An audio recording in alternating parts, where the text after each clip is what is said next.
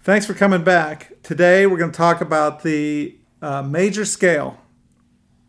And not only just the major scale, we're going to use this major scale to relate all other scales to. And you'll see it's going to become very easy to relate all kinds of scales, minors, dominant scales, the several different kinds of modes, Phrygian, Mixolydian, Lydian modes, all that stuff, all kind of technical. I hate those words because most people just think you're trying to sound smart. So what I'm going to do is boil it down real simple. And the natural major scale, do, re, mi, fa, sol, la, ti, do, is scale number 1. It's real simple, scale number 1. And it sounds like this in G.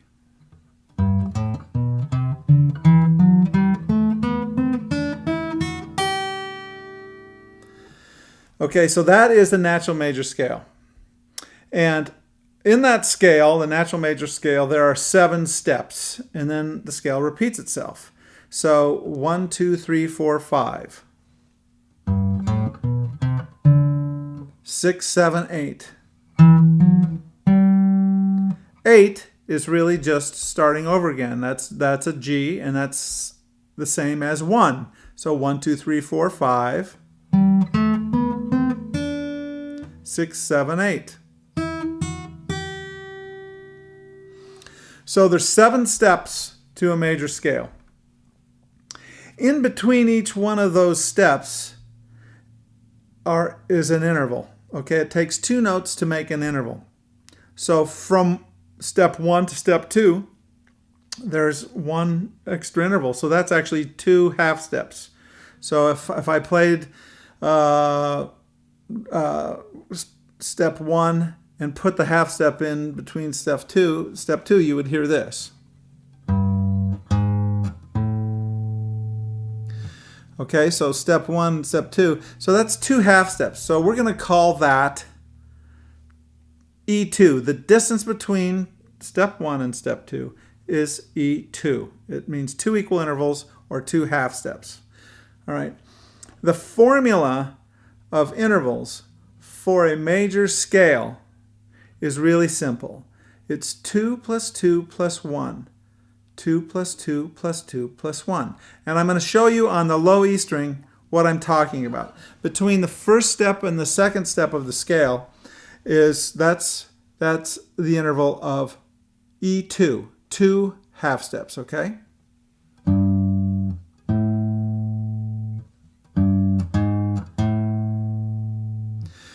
Between the second step of the scale and the third step of the scale, there is a half step, and so we call it E2 also. So there's 2 half steps between those notes.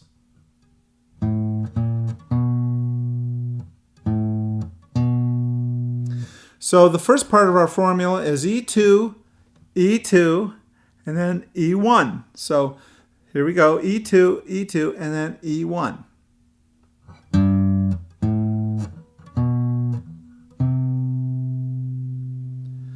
Okay, between the third step of the scale and the fourth step of the scale, there is 1 equal interval, 1 half step.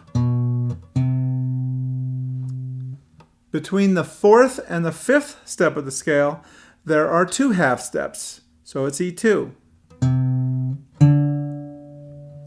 Between the fifth step of the scale and the sixth step of the scale, there is 2 half steps. And between the 6th step and the 7th, there is 2 half steps. And then back to the G, between the 7th step and the high G is 1. So that's where we get the formula E2, E2, E1, E2, E2, E2, E1. And the reason why you need to know that formula is because wherever you are on the guitar, if you know that formula, you can play a major scale. You don't have to memorize every single note because you'll understand the distances between them. And eventually you should memorize the notes too. But for example, if I'm in the key of A flat and you want to know what the 6th step of the scale is, you might not know it's an F. Or you might not know the seventh step is a G. Or if I say, if I'm in the key of B, the sixth step of the scale is a G sharp. I mean, that's a lot of memorization to do. But if you know the formula for a major scale is 2 plus 2 plus 1, 2 plus 2 plus 2 plus 1, and you know where a B note is, you can play the scale. Because you know the formula, you know what the relationship of the notes, of the scale steps are. So that's what we're trying to teach you, to think in terms of distances between notes. And eventually what this will do, this will free you up to play styles. You'll be able to hear, for example, Baroque music, Bach type music, used a certain kind of intervals and resolutions, and those will become more obvious once we understand how the distance between two notes played scale-wise can work. For example, if I was to play a G major scale, Baroque intervals are a lot of times thirds and sixths and tenths. Now those you won't understand what that is, but if I'm thinking in terms of scale, a third is if I play the first note and the third note of a G scale together, I get this. Where did that note come from? Playing those notes together. If I play the scale in thirds, now I get this.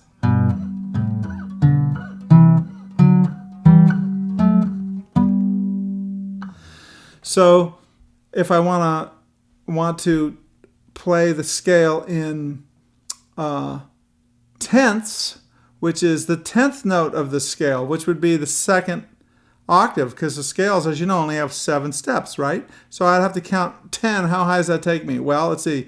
1, 2, 3, 4, 5, 6, 7, 8, 9, 10. Okay, so I'm going to start here and play the scale starting on scale 1 and 10. Now I get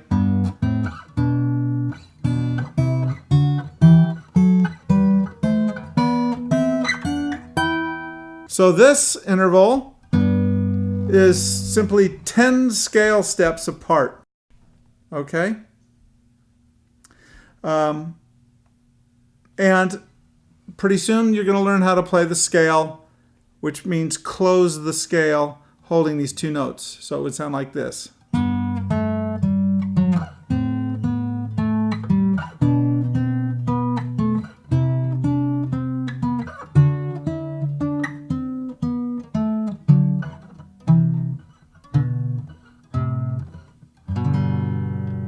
If I was going to use Baroque music, or I wanted to ad lib or just improvise using those intervals and just the G scale, I might do something like this.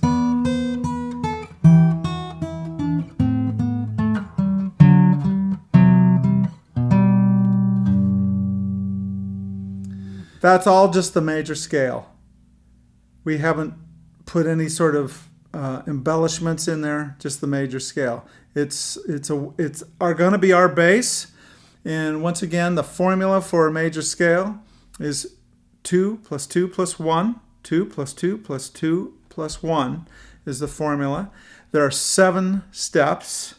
If you want to think in terms of scale intervals, then scale intervals, if you were to play 1, 1, 5, that would mean the first step of the scale and the 5th step of the scale, you play them together.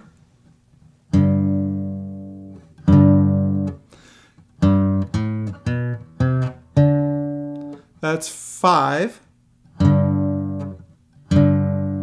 That's a distance, scale step distance between two notes, but it's actually 7 half steps. So let's count them. 1, 2, 3, 4, 5, 6, 7. All right, so it's 5 scale steps, but 7 equal building blocks. So this is normally referred to in traditional music as a 5th. and it's actually 7 equal building blocks between those 2 notes. So I think of it as E7. So because if I think of it as E7, it's just a distance between 2 notes. I'm not relating to any scale. It's just, that's an interval to me. And it's much easier to think in terms of just the interval, because if I have to think in terms of scale steps, then I have to know the whole scale and all that sort of stuff. So we're a little ahead of ourselves, but I want you to understand that thinking in terms of intervals is really where we want to start. And your lesson today is the natural major scale. We call it scale 1. Traditionalists call it the Ionian scale. We are keeping it simple. It's scale 1. The formula is 2 plus 2 plus 1, 2 plus 2 plus 2 plus 1. And there's 7 scale steps. Okay, and then it starts over. So to recap also, I want you to know it's very important to learn to play these scales horizontally on the neck and vertically. All right, so horizontally and vertically. It'll help you learn early on how to switch over. This is how cellists, violinists, violists learn how to play their instruments, because they don't have frets like guitar has. They got to do it by ear and just distance of notes. They feel the distance of the notes. So you're actually taking a really broad musical approach. It's going to take a little time, but in the end, you'll move much faster. This is exponential type thinking on guitar, which means it starts off like this and goes like that. So that's really where you want to be. And once you understand the intervals on the guitar, you will be able to keep up with anybody. All right, so thank you very much. Make sure you write questions, send them in. We'll answer as many questions as we can get to. And certainly if we get a lot of questions on the same subject, we'll probably do a lesson on that subject. But today's lesson is the natural major scale, scale number 1. We were playing it in G. And I hope you have fun and find some interesting new sounds. Thank you very much for taking time out of your busy guitar schedules to listen.